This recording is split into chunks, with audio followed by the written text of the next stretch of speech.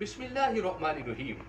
حضور اکرم رحمت عالم صلی اللہ علیہ وسلم نے ارشاد فرمایا کہ تم مومن کی عزت کرو، مومن کی توقیر کرو، احترام کرو۔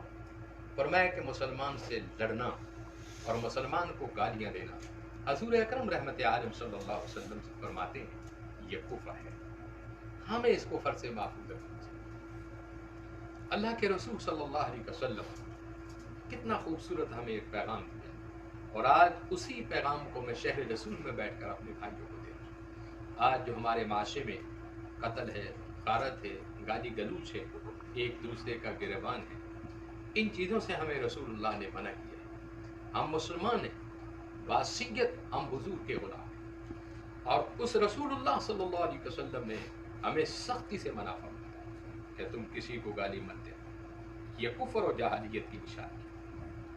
آج اللہ کے رسول صلی اللہ علیہ وسلم کا یہ پیغام آپ کو اس لیے دے رہا ہوں کہ آج میں اس کے شہر میں آیا ہوں، اور یہ حضور اکرم رحمت عالم صلی اللہ علیہ وسلم کے خوبصورت پیغام ہیں، جن پیغامات پر ہمیں عمل کرنا چاہیے۔